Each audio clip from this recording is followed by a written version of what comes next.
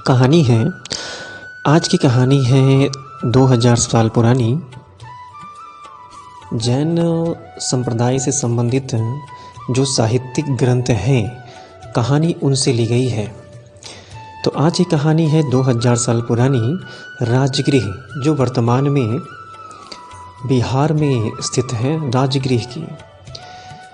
महावीर के समय में राजगृह में एक बहुत ही धनवान व्यापारी रहता था, जिसका नाम था धन्य। धन्य की 4 बहुएं थीं। उनका नाम मज्जिका, भोगवती, रक्षिका, रोहिणी। ये 4 बहुएं धन्य की थीं। धन्य अपने परिवार में सबसे बड़ा था। उसका परिवार काफ़ी समृद्धिशाली और काफ़ी धनवान था। काफ़ी खुशी खुशी लोग रहते थे। उसकी बहुएं उसका कहना वैसे का वैसा माना करती थीं। एक बार धन्य को ये चिंता हुई कि मैं अपने कुटुंब का सबसे बड़ा हूँ। मेरा कुटुंब यानी मेरा परिवार कैसे चलेगा, कैसे रहेगा अगर मैं बीमार हो जाऊँ, मैं बाहर चला जाऊँ, अगर मेरी मृत्यु हो जाए तो मेरा परिवार कैसे चलेगा। यह सोचते हुए धन्य काफ़ी चिंतित रहने लगा। एक दिन इसने इस प्रश्न का उत्तर ढूंढने के लिए अपने सभी कुटुंबियों को एक दावत पे बुलाया। अब उसके जितने भी चीर परिचित जान पहचान के लोग थे, उन सबको उसने अपने यहाँ दावत पे बुलाया। रात को जब सभी खाना खा के गपशप कर रहे थे, उसी समय धन्य ने सभी के सामने अपनी 4 बहुओं को बुलाया और चावल के 5-5 दाने सभी को दिया। 5 दाने उसने मज्जिका को दिए, 5 दाने भोगवती को, 5 दाने रक्षिका को और 5 ही दाने रोहिणी को।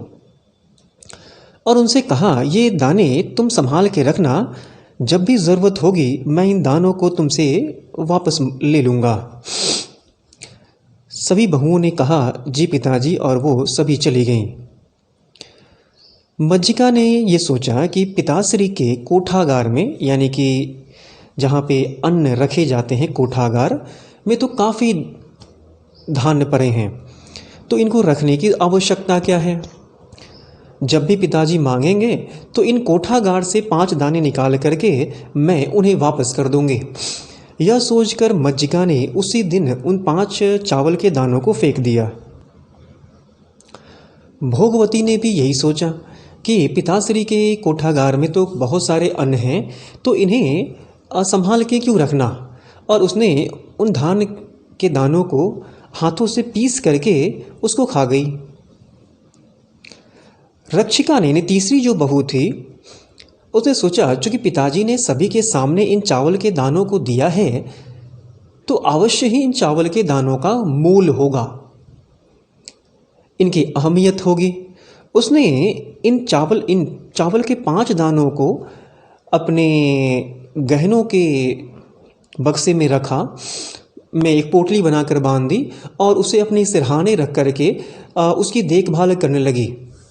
वो प्रतिदिन उसकी सुरक्षा करती और अपने नौकरों से भी उसकी देखभाल करवाती।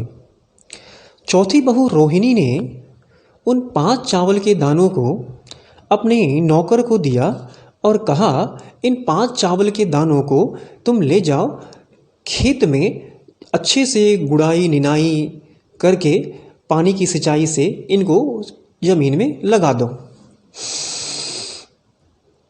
समय के साथ साथ वो 5 चावल के दाने बड़े हुए, वो पके और उनसे काफ़ी चावल के दूसरे दाने निकले।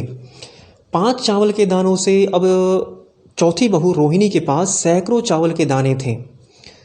उसने इन चावल के दानों को अच्छे से पैक करवाया, रखवाया और एक मटके में रखवाया, अच्छे से सुरक्षित करवाया और अगले साल के लिए रख दिया। फिर अगले साल उसने इन्हीं चावल के दानों को निकलवाया, फिर से अपने नौकर को दिया और कहा, खेत में इसे छिड़क दो, अच्छे से गुड़ाई निनाई करके सिंचाई करते रहना और देखभाल करते रहना। फिर से दूसरा साल ख़त्म हुआ और वो जो चावल के दाने थे अब चावल के ढेरों में बदलने लगे।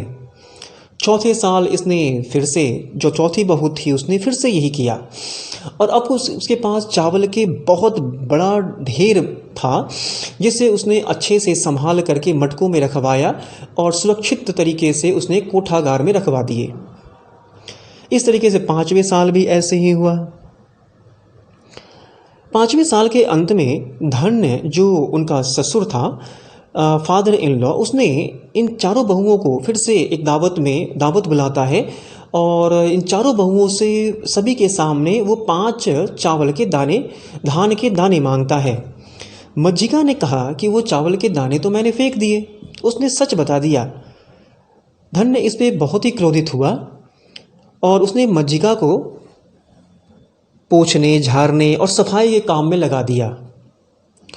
भोगवती ने भी 5 चावल के दाने कोठागार से ला करके दे दिए और उसने ये बोला कि आपने जो चावल के दाने दिए थे वो तो मैंने उसी समय मैंने उसे खा लिया था।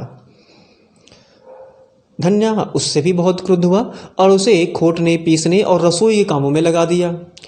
तीसरी बहू को बुलाया रक्षिका ने और उसने वही 5 चावल के दाने ला करके दे दिए। धन्य उससे काफ़ी प्रसन्न हुआ और उसे कोषागार यानी कोष या खजाने का रखवाली की जिम्मेदारी उसने सौंप दी। अपने परिवार के जो कोष होते हैं, खजाने होते हैं, उसके रखवाली की जिम्मेदारी उसे सौंप दी।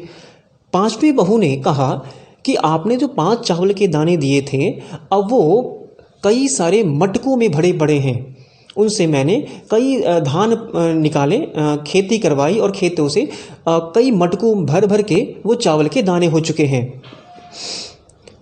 और रोहिणी ने उन सभी मटकों को एक एक करके मंगवाया। यह देख करके धन्या बहुत प्रसन्न हुआ और उसने रोहिणी को अपने घर की संपूर्ण जिम्मेदारी सौंप दी, यानी उसने रोहिणी को अपने घर की मालकिन बना दिया। तो ये तो समझ में आती है कि भाई ये जो कहानी है उससे कहानी क्या, सारांश क्या है। आप किसी भी पर्सन को, किसी भी व्यक्ति को कैसे जज करेंगे, कैसे उसका मूल्यांकन करेंगे। और ये जो तरीके हैं मूल्यांकन के वो बताते हैं कि लोगों में, व्यक्ति में धैर्य और बुद्धिमत्ता किस तरीके से परखी जाती है, योग्यता कैसे परखते हैं। आज की कहानी का सारांश यही है। पसंद आए तो इसे लाइक करें, चैनल को सब्सक्राइब जरूर करें। Thank you.